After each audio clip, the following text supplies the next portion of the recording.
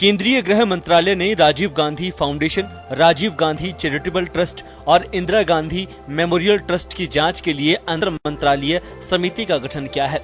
यह समिति पीएमएलए, आयकर अधिनियम, FCRA आदि के विभिन्न कानून प्रावधानों के नियमों के उल्लंघन की जांच करेगी। समिति का मुख्य काम इस संस्था की फंडिंग और इसके द्वारा किए गए उल्लंघनों की जांच करना होगा। इस समिति की अगुवाई प्रवर्तक निदेशालय के विशेष निदेशक करेंगे। अंतर मंत्रालयीय टीम की जांच के दायरे में राजीव गांधी चैरिटेबल ट्रस्ट और इंदिरा गांधी मेमोरियल ट्रस्ट द्वारा किया गया कानूनों का उल्लंघन भी होगा। दरअसल भारत चीन सीमा विवाद के बीच कांग्रेस ने सरकार को घेरना शुरू किया और इस दौरान भाजपा ने कांग्रेस को भी उसके जाल में फंसा लिया। भाजपा के राष्ट्रीय अध्यक्ष जेपी नड्डा ने कांग्रेस पर आरोप लगाया कि राजीव गांधी फाउंडेशन को चीन से फंडिंग मिलती थी। इसके अलावा यूपीए सरकार के समय प्रधानमंत्री राहत कोष का पैसा भी राजीव गांधी फाउंडेशन में जमा किया गया। हालांकि कांग्रेस ने इन आरोपों को सिरे से नकार दिया। देश की सबसे पुरानी पार्टी ने अपने ऊपर लगे आरोपों को लेकर कहा कि राजीव गांधी फाउंडेशन देश का फाउंडेशन है और उसमें काम सेवा के लिए किया जाता है।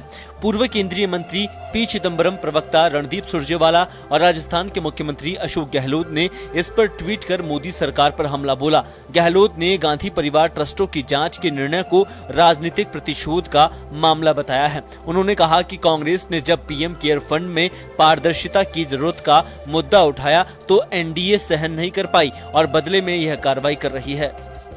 The Rajiv Gandhi Foundation has nothing to add, nothing to fear, because you have all the yantras and tantras and you can ask every question and every inquiry. Because we are here as law-abiding persons to answer. You are harassing each opposition segment, individual or institutional, and if you are not to do it, people would believe this is not your chaal, chehra and pehchan. Don't get asked of Vivekananda Foundation. They don't get asked of Overseas Friends of BJP Foundation. They don't get asked of India Foundation. For that matter, they don't get asked in much larger quantums of money from the RSS. चीन सीमा विवाद को लेकर सियासत परवान पर है। सीमा पर भले ही अब सब कुछ शांत हो, लेकिन आरोपों की इस नई लड़ाई में राजनीति के जानकारों को कुछ नई परतें खुलने का इंतजार है। हालांकि हमेशा यह होता रहा है कि सियासी भूचाल एकाएक उड़ता है और शासकीय स्तर पर एकाएक चुप्पी साध ली जाती है। ब्यूरो रिपोर्ट, जन टीवी न्यूज।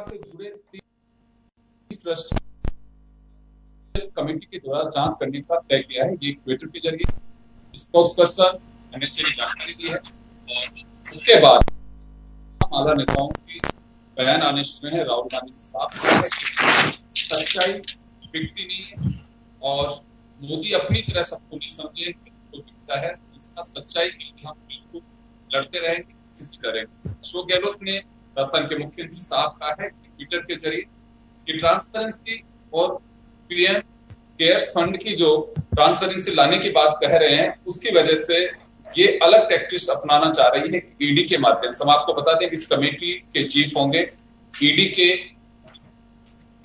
अपर जो डायरेक्टर हैं वो इसके चीफ होंगे, एडिशनल डायरेक्टर जो हैं वो, और एक कमेटी होगी जिसमें 3 मुद्दे जो होंगे, इसमें एक तो फॉरेन फंड ट्रांसफर का जो एक्ट है उसके तहत, आईटी एक्ट के तहत और एक एक्ट के तहत, और इसमें जांच की जाएगी। तो चलिए हम बात करेंगे कि कौन भ्रष्ट है, किस पे ट्रस्ट है, वो उस पे आरोप लगा रहे हैं, वो उस पे आरोप लगा रहे हैं।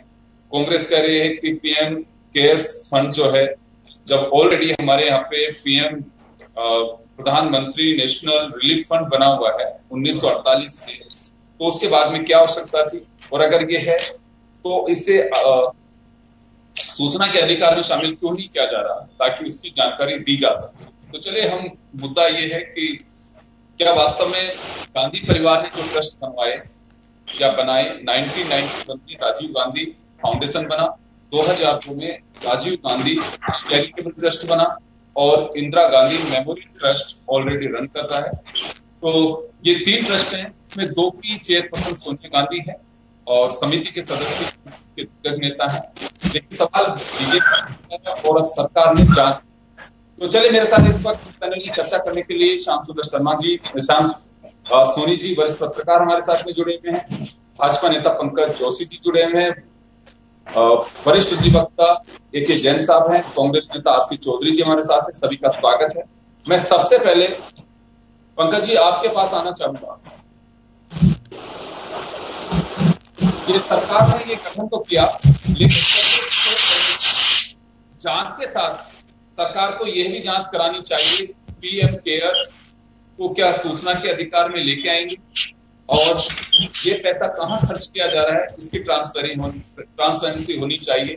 कुछ रिपोर्ट्स ये भी कहती हैं कि ये अलग ट्रस्ट बनाया गया है, सरकार का इससे कोई लेना देना नहीं। कुछ रिपोर्ट्स ऐसी बताती हैं, अगर लेना देना नहीं है तो गवर्नमेंट का लोगो क्यों लगाया गया, ये कांग्रेस के सवाल है। जी पंकज जी। देखिए, जहां तक पीएम केयर रिलीफ फंड का है, पीएम केयर रिलीफ फंड अभी बनाया गया है, अभी इसके जो खर्चे होंगे, जो चीजें होंगी, वो सब सामने आ जाएगी। जांच बिल्कुल, देखिए मैं कह रहा हूं आपको, जब रिलीफ फंड बनाया जाता है तो खर्चा रिलीफ में हुआ या नहीं हुआ, वो सब चीजें क्लियर कट होंगी, और बाकायदा इन चीजों की जो है आप जो चीज देखेंगे सामने आएंगी। अभी तो पीएफ रिलीफ फंड बनाई तो है, अभी तो इसके रिलीफ दी गई है, अभी तो ये जो बीमारी है वो चल रही है, और उसके बाद जब भी पूरा होगा तब इसे बता दिया जाएगा, पहली बात। लेकिन आप ये देखिए कि जब मैं पंकज जी वापस आ रहा हूं आपके पास, मैं वापस आऊंगा आपके पास, वापस आ रहा हूं आपके पास में। मैं RC चौधरी जी के पास जाना चाह रहा हूं। एक बार RC चौधरी साहब आपके पास आना चाहूंगा। इंटर मिनिस्ट्रियल एक कमेटी बनाई गई है, इसका सीधा मतलब है कि कई मंत्रालय से जुड़े लोग जो होंगे, एजेंसीज हैं, वह इसकी जांच करेंगे। 3 मुद्दे हैं इसमें जांच के। FCRA जिसके तहत फॉरेन कंट्रीब्यूशन रेगुलेशन एक्ट जो है उसके तहत जांच होगी, एक इसके IT एक्ट में होगी, एक PMLA prevention of money laundering act. 3 act के जरिए इसकी जांच की जाएगी। कांग्रेस ये कह रही है कि किसी भी तरह का कोई लेन देन नहीं हुआ, और जो हुआ है वो कानूनन हुआ है, इसमें किसी भी तरह का कोई उल्लंघन नहीं किया गया है। एक सवाल बीजेपी यह भी खड़ा कर रही है कि 1991 जब फाइनेंस मिनिस्टर हुआ करते थे मनमोहन सिंह, उस वक्त फंड ट्रांसफर हुआ बजट के माध्यम से 100 करोड़ रुपए का राजीव गांधी फाउंडेशन में, तो वो किस आधार पर ट्रांसफर किया गया, उस पैसे का उपयोग कहां किया गया, ये तमाम जो चीजें होंगी। अब एक दूसरे के ऊपर आरोप लगाए जा रहे हैं, लेकिन मैं ये जानना चाहता हूं कि जब भी किसी की सरकार होती है, अभी आप विवेकानंद फाउंडेशन को लेकर के बात कर रहे हैं, लेकिन जब सरकार में आती तो जांच उस वक्त करा के यथार्थ जनता भी सुनना चाहती है, एटलीस्ट अब तो जरूर जानना चाहती है कि वास्तव में गांधी परिवार के तीनों ट्रस्ट की क्या पोजीशन है, और अगर आप जांच कराना चाहते हैं तो वास्तव में विवेकानंद फाउंडेशन की क्या स्थिति है, पीएम केयर्स की क्या स्थिति है। अब देश के जानना चाहता है, तमाम जो पहलू है खुल करके सामने आना चाहिए, ताकि पता तो लगे कि किस पे ट्रस्ट करे, कौन भ्रष्ट है। जी RC चौधरी साहब। बताना चाहूंगा, इस देश के जब लोग आजादी की, जब यहाँ पे ब्रिटिश हुक्मरानों के यहां से भगाने का अभियान चल रहा था, और वो अभियान चल रहा था अहिंसात्मक तरीके से, लोग उनके लाठियां खा रहे थे, हाथ भी अपने बचाव के लिए उठा नहीं रहे थे, और वो प्रण था गांधी का कि हम अहिंसात्मक तरीके से यहां से इनको भगाएंगे। उस समय कांग्रेस पार्टी का नेतृत्व, जो महात्मा गांधी जी के नेतृत्व में जो अभियान चल रहे थे, वो उसी समय दूसरे राजनीतिक दल थे इस देश के अंदर, दूसरे एक आरएसएस नाम का संघ था। वो लोग ब्रिटिश सरकार को सूचनाओं का आदान प्रदान करने के लिए वजीफा पाते थे। जब अगर कोई आंदोलन में शामिल हो जाता है, योगेंद्र जी मेरी 2 मिनट में बात।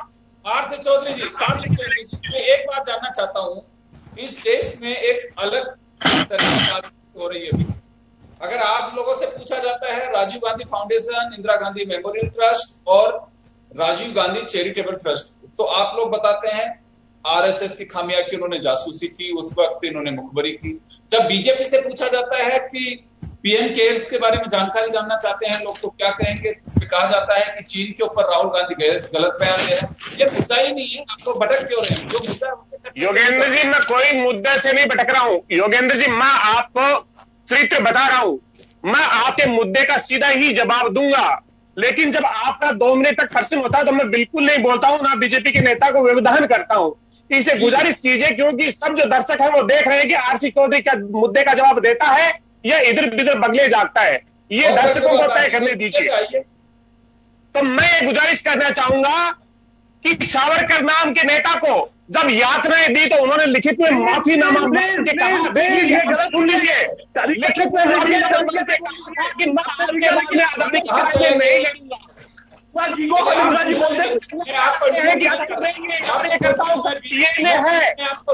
कांग्रेस का कार्यकर्ता न झुकता है न डरता है न सत्य से हटता है। इसलिए गुजारिश करना चाहते हैं योगेंद्र जी आपके माध्यम से, इस देश के अंदर जो विदेशियों की यातनाएं झेली हो, लेकिन अपने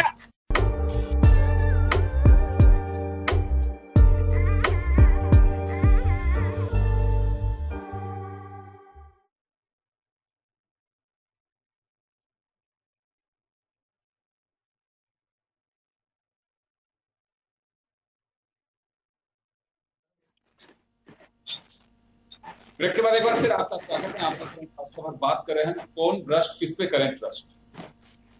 कांग्रेस आरोप लगा रही है, बीजेपी आरोप लगाती है कांग्रेस पे, लेकिन इस बीच बड़ी बात यह है कि ईडी की स्पेशल डायरेक्टर की इंटर मिनिस्ट्रियल कमेटी करेगी, जिसमें कई विभाग और ये जो ट्रस्ट है, Rajiv Gandhi foundation, Rajiv Gandhi memorial trust और राजीव गांधी इंदिरा गांधी मेमोरियल ट्रस्ट, ये 3 जो ट्रस्ट हैं उनकी जांच की जाएगी, जिसमें मनी लॉन्ड्रिंग से जुड़ा मामला, आईटी से जुड़ा मामला और फॉरेन रेगुलेशन एक्ट के तहत जो मनी ट्रांसफर हुई है उसके तहत जांच की जाएगी।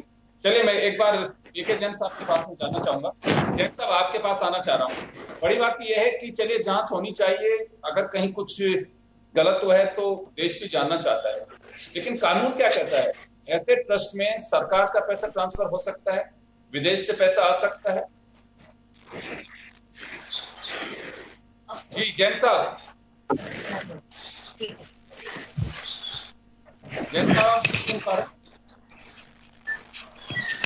चलिए मैं जैन साहब के पास में जाऊंगा। मैं श्याम सुंदर सोनी जी के पास जाना चाहता हूँ। श्याम जी, मैं ब्रेक से पहले आपके पास में था और आपने सुना अभी आरोप प्रत्यारोप एक दूसरे पे जम के लग रहे हैं इसमें, और मुद्दे बहुत हैं देश में जिससे जूझ रहा है देश, लेकिन राजनीतिक दलों की प्रायोरिटीज कुछ डिफरेंट है। तो किस तरह से देखा जाए इसे? जांच कराई जा रही है, कराई जानी चाहिए। आरोप प्रत्यारोप तो है, नई बात नहीं है, लेकिन नया इसमें यह है कि जांच होने के बाद में किसी मंजिल तक जरूर उसका रिजल्ट पहुंचना चाहिए। जी श्याम जी, किस तरह से देखा जाए?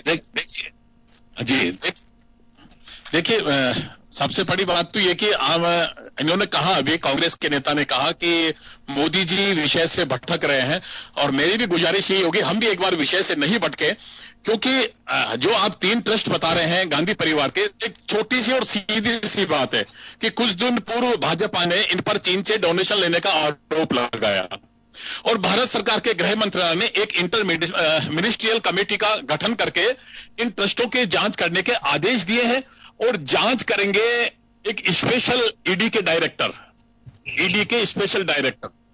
सबसे बड़ी बात तो यह, पहला प्रश्न तो यह रहेगा कि किसी भी ट्रस्ट को उसी देश की सरकार डोनेशन क्या दे सकती है? तो मेरी जानकारी के अनुसार किसी भी ट्रस्ट को उस देश की सरकार डोनेशन दे सकती है, लेकिन विदेशी सरकार से डोनेशन लेने के लिए बहुत सी औपचारिकताएं पूर्ण करनी पड़ती है। क्या कांग्रेस के क्षमा कीजिए, क्या गांधी परिवार के इन ट्रस्ट ने सभी औपचारिकताएं पूर्ण की थी विदेश से लेने के लिए? और अगर भारत से भी उन्होंने लिया, अपनी ही सरकार से उन्होंने डोनेशन लिया, तो ये नीतिगत रूप से क्या ठीक था? और अगर डोनेशन लिया तो वो पैसा किस मुद्दे पर किस रूप में खर्च किया गया? क्या कांग्रेस के पास इनके जवाब होंगे? इससे आगे जी मैं चले आऊंगा आपके पास में। एके जैन साहब के पास में जाना चाह रहा हूं, एक बार एके जैन साहब के पास जाना चाहूंगा। एके जैन साहब के पास जाना चाह रहा हूं। सर, हर कोई ये सवाल जो जहन में खड़े हो रहे हैं कि क्या किसी भी प्राइवेट ट्रस्ट, पहली बात तो जो गांधी परिवार के 3 ट्रस्ट हैं जिसमें सोनिया गांधी 2 की चेयरपर्सन भी हैं, इसमें फॉरेन से पैसा आ सकता था और क्या नियमों के तहत आया होगा? क्योंकि 30 साल पुरानी ये बातें चली आ रही हैं। उसके अलावा सरकार ने बजट से 100 करोड़ रुपए ट्रांसफर किए, जैसे बीजेपी कर रही है 91 में जब फाइनेंस मिनिस्टर थे मनमोहन सिंह। क्या बिल्कुल ये इस तरह से संभव है? और दूसरी तरफ कांग्रेस सवाल खड़ा कर रही है कि पीएम केयर्स, विवेकानंद फाउंडेशन और आरएसएस से जुड़े कुछ फाउंडेशन, तो मैं ये जानना चाह रहा हूं कि क्या वास्तव में इस देश में राजनीतिक दलों के पैरेलल एक जो फाउंडेशन चल रहे हैं उसमें सब कुछ फेयर चल रहा है? पैसे ट्रांसफर किए जा सकते हैं, कोई कहीं से भी लेन देन कर सकता है, या वक्त आ चुका है कि देश की जनता को इन सब चीजों से पर्दा उठा करके कोई ऐसी अथॉरिटी बननी चाहिए जो उस पर रेगुलर मॉनिटरिंग कर सके? जी क्या कहेंगे? देखिए, मैं आपको इससे थोड़ा सा पीछे ले जाना चाहूंगा। जब हमारा संविधान बना तो उसमें ऑडिटर जनरल ऑफ इंडिया का एक प्रावधान किया गया जो सरकार के सारे खर्चों पर, सरकार के सारे टेंडर्स पर जांच करने और नियंत्रण करने का अधिकार। चूंकि ये नियंत्रण कठोर हो रहा था, ऑडिटर जनरल एक इंडिपेंडेंट बॉडी हुआ करती थी, इसलिए सरकारों ने एक नया रास्ता निकाला और कई गवर्नमेंट कॉर्पोरेशंस बनाई। इसके अलावा ट्रस्ट कानून में संशोधन किए, एनजीओस को रजिस्ट्रेशन करवाया और कई कॉर्पोरेशंस के नाम से काम चालू हो गए, कई ट्रस्ट के नाम से काम चालू हो गए और कई एनजीओ के। हिंदुस्तान में हजारों एनजीओस थे जो बाद में एक नियम लाया गया, FCRA foreign control regulation act, जिसके तहत जो फॉरेन से कंट्रीब्यूशंस आता है, जो ट्रस्ट के हैं या एनजीओ के हैं या प्राइवेट कॉर्पोरेशंस के हैं जो पब्लिक का काम करते हैं सो कॉल्ड, उन सबका, क्योंकि उनका कोई ऑडिटर जनरल कोई अकाउंट करता नहीं, वो अपने चार्टेड अकाउंटेंट से, कोई पंकज जी ज्यादा बेहतर जानते हैं, उनसे अपना वो ऑडिटिंग करवा लेते हैं। और उसी के तहत हजारों ऑर्गेनाइजेशंस ऐसे हैं जिसको केंद्र सरकार और राज्य सरकार भी पैसा देती आई है और फॉरेन कंट्रीब्यूशंस भी आता रहा। वो कांग्रेस से जुड़े हुए 3 भी हैं, भारतीय जनता पार्टी से भी जुड़े हुए हैं, समाजवादी पार्टी से भी जुड़े हुए हैं, क्योंकि अभी थोड़े दिन पहले ही महाराष्ट्र में एक विवाद पैदा हुआ था। भारतीय शिक्षण संस्थान नागपुर का एक ऑर्गेनाइजेशन है, उनको फंडिंग की गई थी। इसके अलावा उन्होंने एक रिसर्च एंड रिसर्जेंस फाउंडेशन बनाया जिसको इतनी छूट दे दी गई थी कि वो जो जमीनें खरीद रहे थे उनकी स्टैंप ड्यूटी से उनको छूट दे दी गई। इसलिए ये निश्चित रूप से एक जांच का विषय तो हो सकता है, पर यहाँ प्रॉब्लम ये है कि एक पर्टिकुलर 3 संगठनों को चाटा। अब एक बहुत नई बात है, जैसे बात उठ रही है कि पीएम केयर फंड, एक बात भी सही है, पीएम केयर फंड कोई सरकारी ऑर्गेनाइजेशन नहीं है, एक प्राइवेट ट्रस्ट है और प्राइवेट ट्रस्ट को सरकार नहीं, सरकार के अलावा और सब जगह से पैसा आ रहा है। तो इसलिए जहां तक कानून की बात है कि हमने कानूनी जानबूझकर ऐसे बना दिए गए हैं कि जिसमें प्राइवेट ट्रस्ट को भी पैसा जाता है, एनजीओ को भी सरकार पैसा दे सकती है, और वो जो गवर्नमेंट की क्लचेज होती है, अकाउंटेंट ऑडिटर जनरल की जो क्लचेज होती है, उससे वो बाहर चले जाते हैं। तो इसलिए जहां अब चूंकि इन 3 फंड्स के बारे में जो बात आ रही है वो ऑडिटर अकाउंटेंट जनरल से ऑडिट नहीं कराई जाती, क्योंकि ऑडिट चार्टेड अकाउंटेंट कर रहा है, पर ऐसा लग रहा है कि सब उसमें गड़बड़ियां हुई है, इसलिए इनकम टैक्स डिपार्टमेंट, ईडी और संबंधित डिपार्टमेंट से की जाती है। मेरे ख्याल से अब ये समय आ गया है कि ये जो प्राइवेट ट्रस्ट का फंडा है, ये एनजीओ का फंडा है, इसको गवर्नमेंट फंडिंग और फॉरेन फंडिंग दोनों पे ही रोक लगा देनी चाहिए। यदि किसी को प्राइवेट ट्रस्ट बनाने का शौक है या किसी को अपनी एनजीओ बनाने का शौक है तो अपने सोर्सेज से चलाए, वो सरकार क्यों? क्योंकि हजारों संगठन से एनजीओ, और यहाँ तो अब तो ये बात हो गई, तो हम सुलभ संस्थान की बात करते हैं, सुलभ शौचालय संस्थान, ये प्राइवेट एनजीओ कुल मिला के, जो सारे हिंदुस्तान में काम, इस तरह के सैकड़ों और हजारों ऑर्गेनाइजेशन बन गए। ठीक है, चाहे राजीव गांधी फाउंडेशन के नाम से ही सही, पर एक नई चीज पैदा तो हुई है कि अब एक समय नहीं आ गया कि सरकारी पैसा जो प्राइवेट फाउंडेशंस के नाम से, चाहे वो आरएसएस की फाउंडेशंस रही हो, चाहे समाजवादी सैफई समारोह जो होता रहा वो समाजवादी पार्टी का एक प्राइवेट ऑर्गेनाइजेशन करवाता था। और ये सबसे बड़ी बीमारी फंडिंग ऑर्गेनाइजेशन सबसे ज्यादा लाइट पे कहे कि आपको ज्यादा पूरा ध्यान होगा, AR अंतुले ने सबसे पहले ट्रस्ट बनाए थे, जो RS नायक और एमएस में जिसकी जांच हुई थी, जिसमें सीमेंट इंडस्ट्रीज को लाइसेंस दिए गए थे, उनके पैसे से एक पब्लिक ट्रस्ट, गवर्नमेंट ट्रस्ट, एक प्राइवेट ट्रस्ट बनाई गई थी, जिसका करता धरता वो सारे हो। तो इसलिए ये रीजन अगर इनकी जांच का कारण अपेरेंटली पॉलिटिकल भी हो सकता है, क्योंकि सिर्फ 3 ऑर्गेनाइजेशन छाटे गए। यदि सारे ऑर्गेनाइजेशंस की जांच ऐसे कराई जाती तो बात होती, पर दिस इज द टाइम कि अब गवर्नमेंट को स्ट्रिक्ट कानून बनाना चाहिए कि ये प्राइवेट कॉर्पोरेशन, ये गवर्नमेंट ओन्ड कॉर्पोरेशन, ये एनजीओ, ये बंद होने चाहिए और ऑडिट, सरकार का सारा पैसा ऑडिटर एंड अकाउंटेंट के कंट्रोल में होना चाहिए। बिल्कुल। पंकज जोशी जी के पास जाना चाहूंगा। पंकज जी, सौभाग्य कि आप चार्टर्ड अकाउंटेंट भी हैं और आप हमारे साथ भी जुड़े हुए हैं भाजपा के नेता के नाते। जैन साहब ने भी कुछ चीजें बताई हैं। 3 जो फाउंडेशन बने हुए हैं या गांधी परिवार के 3 जो ट्रस्ट बने हुए हैं, उन्हीं की जांच सभी की क्यों ना हो जाए। एनजीओ की कराई प्रधानमंत्री ने, बहुत अच्छी बात थी। कई एनजीओ को बाहर किया गया, उनके फॉरेन फंडिंग पे रोक लगा दी, क्योंकि उनकी जांच होनी चाहिए थी। बिल्कुल, बहुत लंबे समय से कई एक्टिविस्ट इस तरह की चीजों की जांच की मांग भी करते आ रहे हैं। पर अभी जैसे जैन साहब ने कहा कि क्या 3 ही तक सीमित रहेगी जांच, या वास्तव में जो इस तरह के दायरे में आते हैं उसके लिए, या फिर हमारे सिस्टम का एक लेकुना मान के चलें इसको कि जो कानूनी ऐसा लगता है और इस तरह का बना हुआ है कि बिल्कुल अगर ऐसा लग रहा है कि बीजेपी को इसमें छूट पहुंची है तो ये छूट कानून ने ही दे रखी है, क्यों ना उसको बदला जाए। नहीं, देखिए, कानून ने छूट नहीं दी है। मैं पहली बात एक चीज को बहुत क्लियर कर दूं कि जब वित्त मंत्रालय जो है यदि फंडिंग करता है तो ईडी का डिपार्टमेंट वित्त मंत्रालय के अंडर में आता है, और ये क्लियर कट चार्टर्ड अकाउंटेंट ये एक्ट में भी लिखा हुआ है, जो पार्लियामेंट्री एक्ट से पास है, कि उसमें बहुत क्लियर कट लिखा हुआ है कि यदि कोई व्यक्ति उसका पर्सनल इंटरेस्ट है और हित है तो वो बेसिकली ऑडिट से भी बाहर रहेगा और उसमें जो है उसके लेन देन से भी बाहर रहेगा।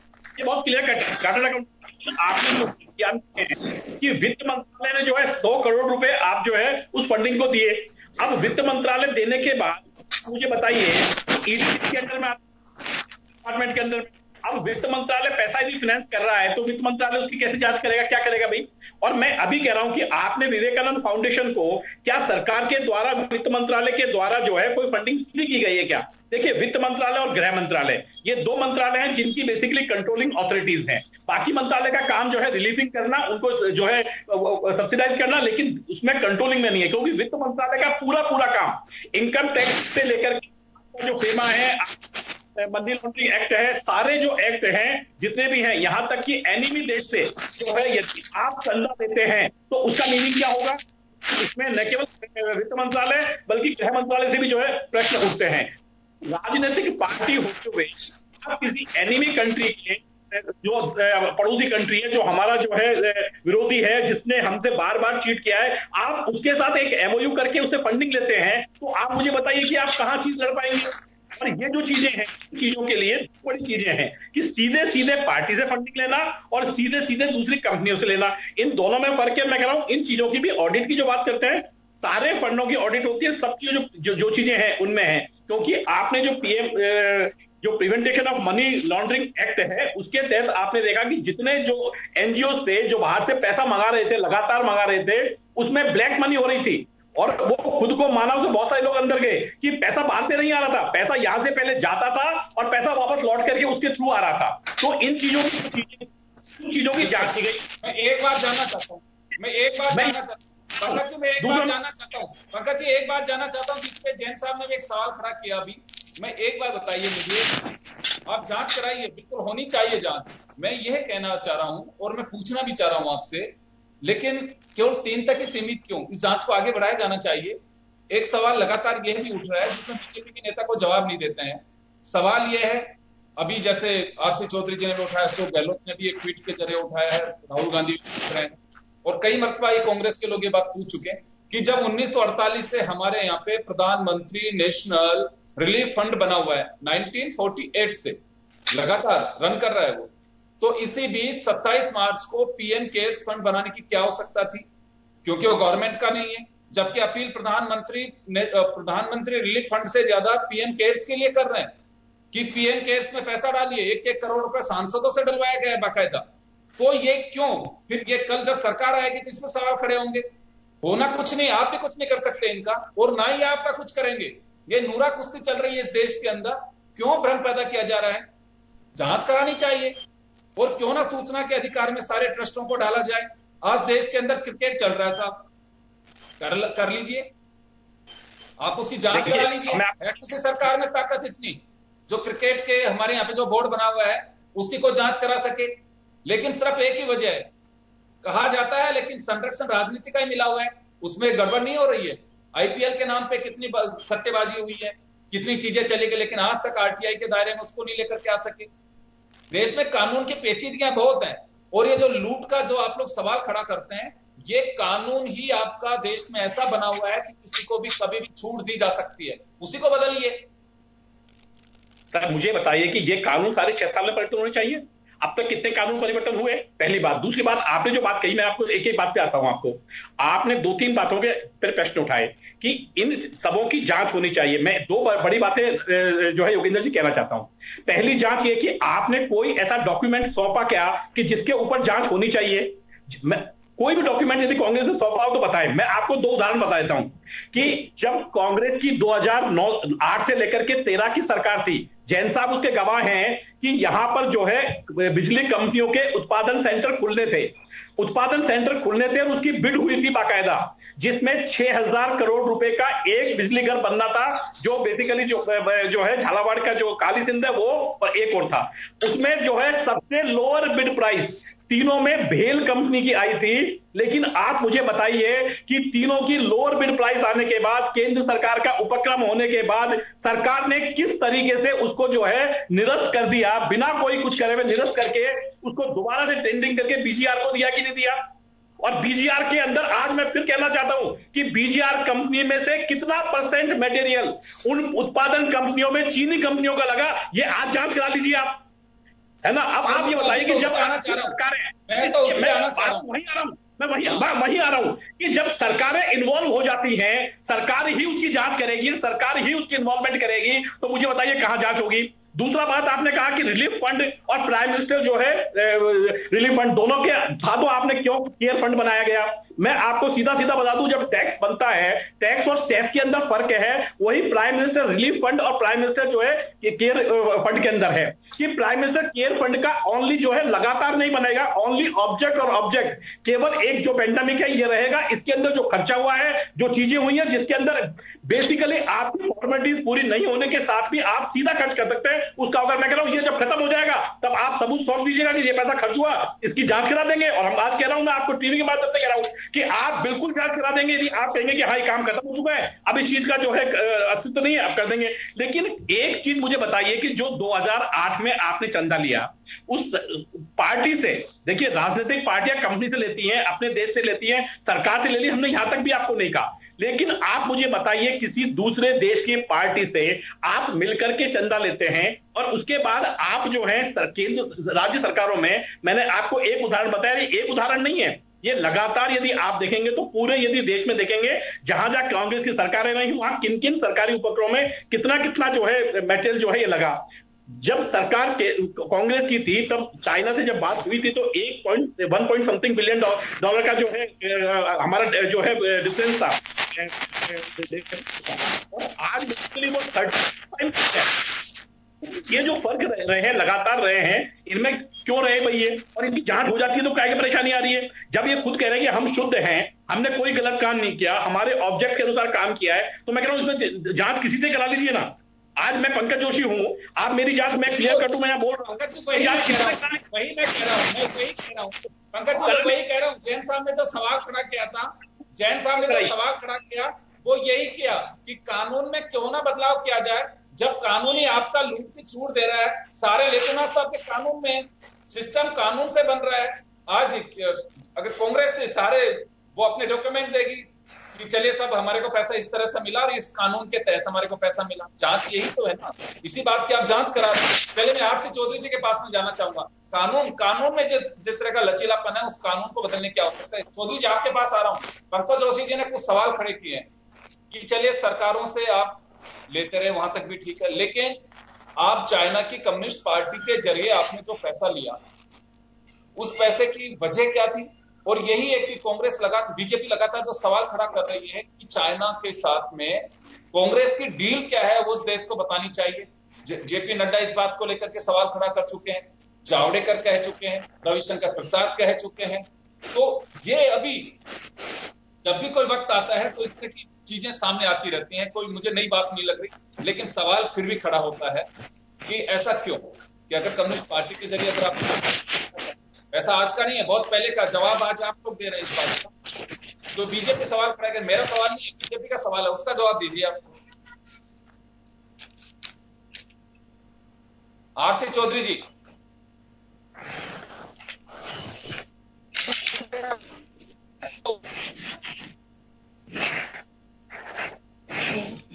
चाइना से फंड ट्रांसफर हुआ आपकी पार्टी इस राजीव गांधी फाउंडेशन में,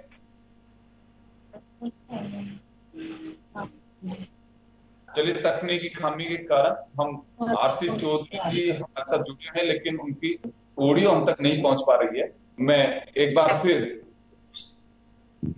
जी आरसी चौधरी जी से। आरसी चौधरी जी, मेरा सवाल आपसे है।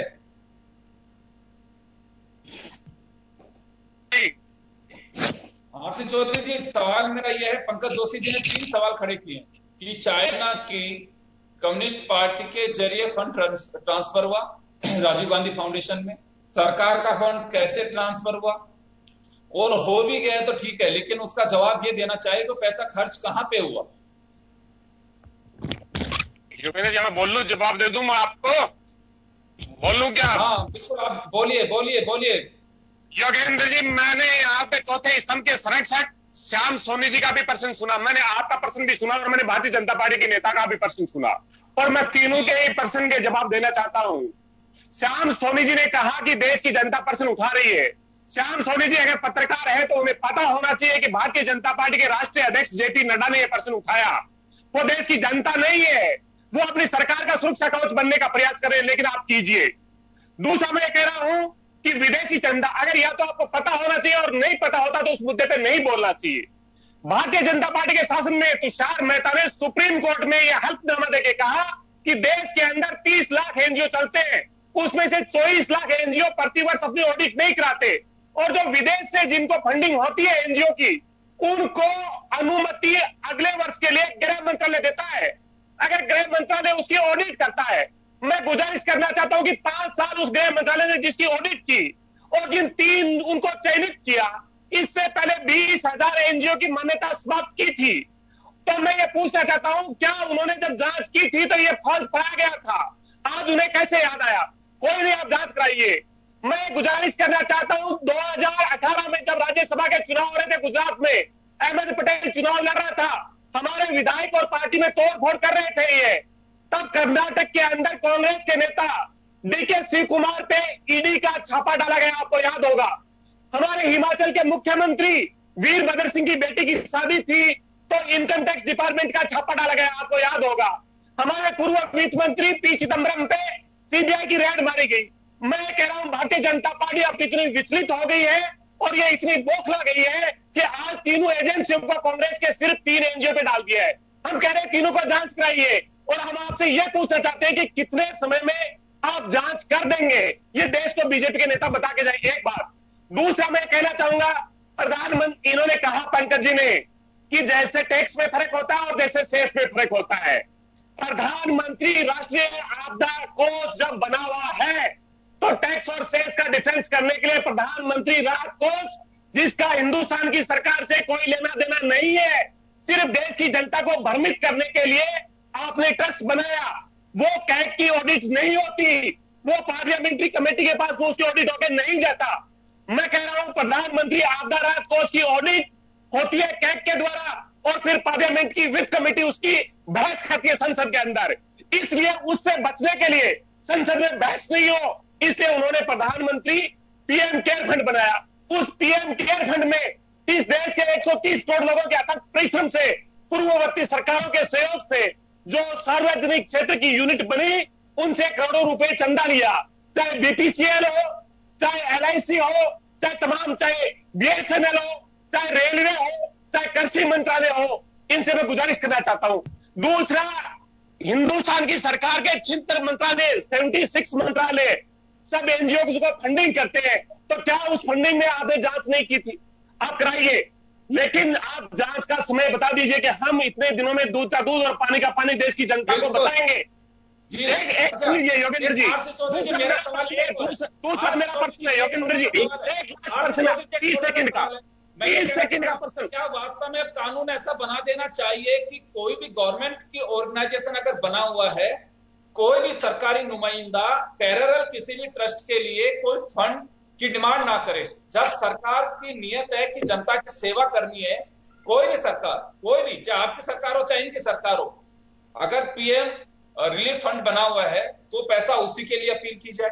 पैरेलल किसी भी तरह के एनजीओ या किसी भी तरह के बोर्ड या कहें कि फंड ट्रांसफर के लिए किसी भी तरह का ऑर्गेनाइजेशन बनाने की क्या अनुमति होनी चाहिए? क्या अभी से बंद नहीं किया जाना चाहिए? कानून में बदलाव होना चाहिए। ये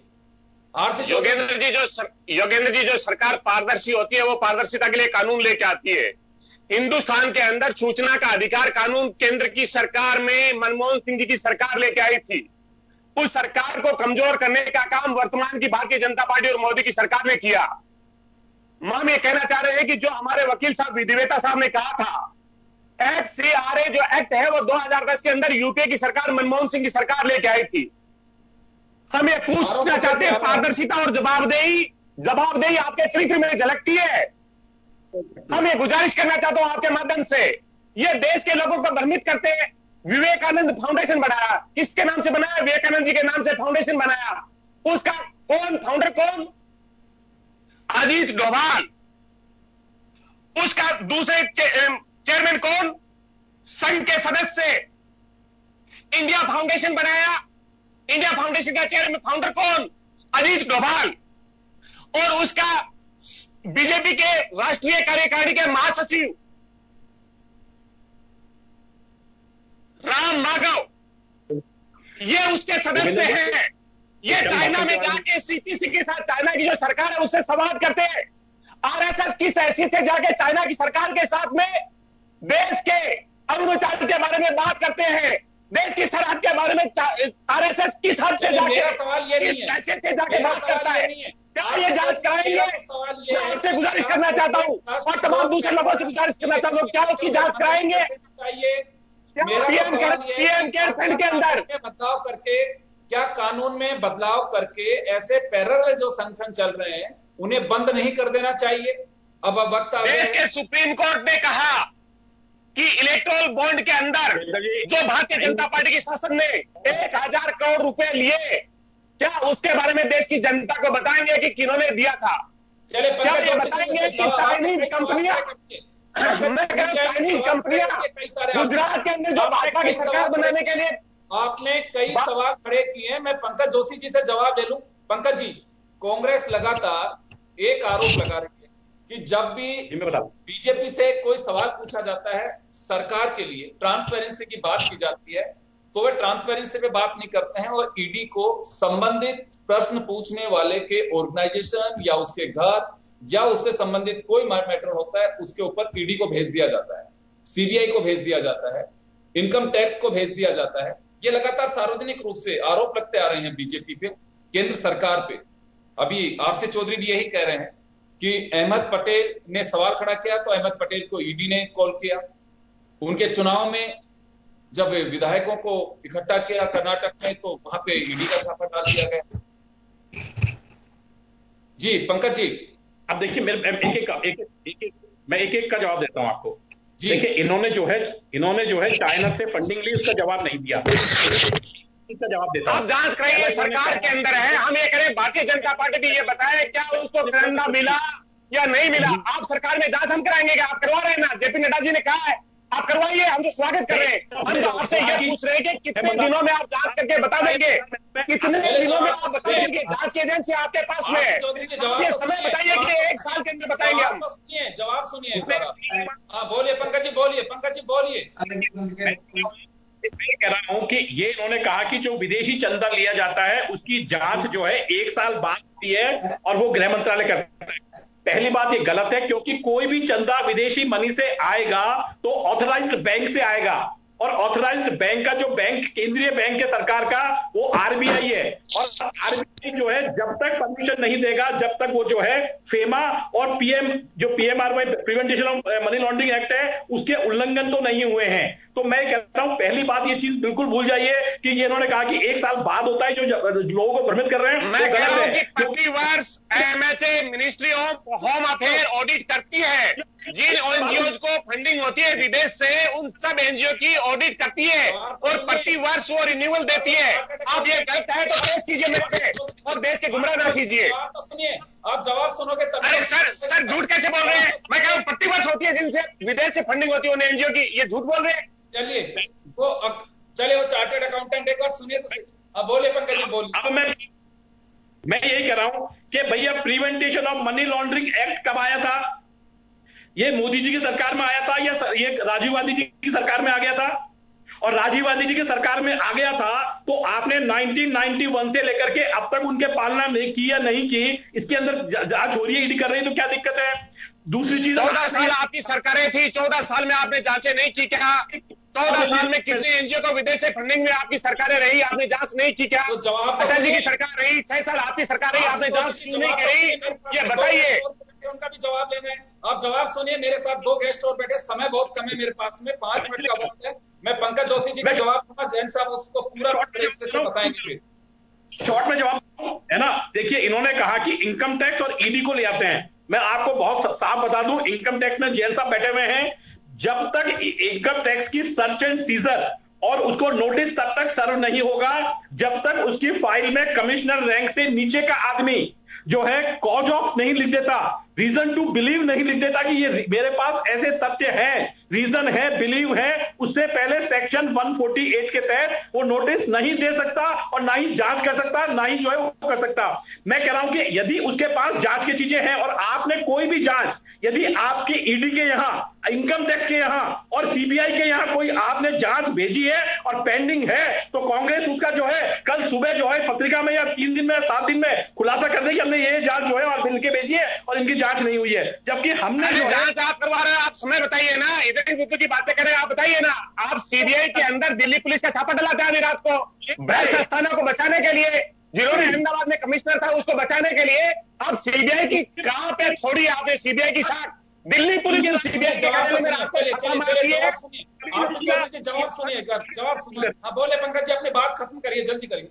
आप बोलिए। एक भी जांच पेंडिंग हो तो बता दें। दूसरी जो जांच है कि मैं कह रहा हूं कि आज तक सुप्रीम कोर्ट ने कहा हो कि इस जांच नहीं हुई है, ईडी को या सीबीआई को कहा हो तो बता दें। और इन चीजों के अंदर कांग्रेस की सरकार में ही जो चिदम्बरम जी की बात कर रहे हैं, जो राफेल में कैग की रिपोर्ट आने से पहले आपने सुप्रीम कोर्ट में हल्फनामा देकर झूठी रिपोर्ट पेश कर दी थी, वही तो है ना? किया था आप, वही तो है ना? उसकी तरह बता दें। और एक पहली दूसरी बात हो रहा है कि जो इन्होंने कहा था कि सावरकर जैसे नेता, तो मैं कह रहा हूं महाराष्ट्र में पूछ लीजिए, यातनाओं से डर गए कांग्रेस के लोग, यातनाओं से नहीं डरेंगे कांग्रेस के लोग, आपके ईडी सीबीआई से नहीं डरेंगे। कांग्रेस का खून वो है जो सत्ता पे अटल रहता है। एक सवाल है, कोई भी जांच सरकार कर रहा है, हम डरने वाले नहीं है, सरकार कोई भी जांच करने वाले लोग हैं विनम्रता के साथ से, या उसे घसीटे जाएंगे। कोई भी सरकार, चाहे कांग्रेस की किसी स्टेट में हो, चाहे हमारी यूनियन गवर्नमेंट हो, क्या वास्तव में टाइम तय होना चाहिए कि जांच आज हम कर रहे हैं तो ये बिल्कुल इतने दिन में जांच कंप्लीट होनी चाहिए, हम उसको घसीटे जाएंगे। जब अवसर मिलेगा किसी पे आरोप लगाने का तो तुरंत उस पन्ना लेकर के हम पहुंच जाएंगे, चलिए बयान देने के लिए आइए। कोई भी सरकार हो, कोई भी, हम ये एजेंसीज को जांच करने दें, इसको मिसयूज नहीं करें। मुझे लगता है कि कोई भी सरकार हो, एक हथियार की तरह उसे काम लेने जा रहे हैं। बहुत दुखद बात है ये। मैं छोटा सा, हालांकि कोई मुद्दा नहीं है, आज बताइए मुझे, एनआईए को लीजिए, या तो एनआईए प्रज्ञा ठाकुर को गिरफ्तार करी जब गलत थी, या फिर आज गलत है। कभी एक टाइम तो गलत रही है। अगर बेगुनाह प्रज्ञा ठाकुर तो क्यों अरेस्ट किया उनको, उनकी जिंदगी खराब कर दी। और अगर प्रज्ञा ठाकुर गलत थी तो आज छोड़ कैसे दिया गया उनको? तो ऐसे एजेंसीज का मुझे लगता है कि दुरुपयोग कोई सरकार नहीं करनी चाहिए, किसी ने अधिकार नहीं दिया। मनमर्जी से फिर तानाशाही क्या होती है? और मैं एक बार जैन साहब के पास में जाना चाहूंगा। सर, मैं आपके पास आना चाह रहा हूं। दोनों तरफ से सवाल उठे कि क्या फॉरेन से फंडिंग जिन माध्यम से आ रही है, क्या वास्तव में उसके लिए अभी भी हमारे को सिस्टम में लेकुना है कि जिसकी वजह से इसका फायदा उठाया जा रहा है? देखिए, पहली बात तो मैं कर दूं कि एक बात उठी थी अभी कि दुश्मन देश से पैसा ले। मेरे ख्याल से अंतर्राष्ट्रीय कानून के तहत अब तक, आज तक चीन को दुश्मन देश आपने डिक्लेयर नहीं किया है। आप उसको दोस्त बताते हैं। 2013 में चीन से आप 43 बिलियन डॉलर का आयात करते थे। अब 18 में वो डबल होकर आपने 95 बिलियन का कर दिया। इसलिए ये राजनीति आप चाहे कुछ भी करते रहें, पर जो हो रहा है वो सारी दुनिया को सामने दिखता है। अब दूसरी बात है कि इसको FCRA कानून राजीव गांधी के समय बना था। बाद में जब NDA गवर्नमेंट आई तो इसको स्ट्रिक्ट किया गया, इसके रूल्स कंट्रोल किए गए और 20,000 NGOs को बाहर किया गया FCRA से।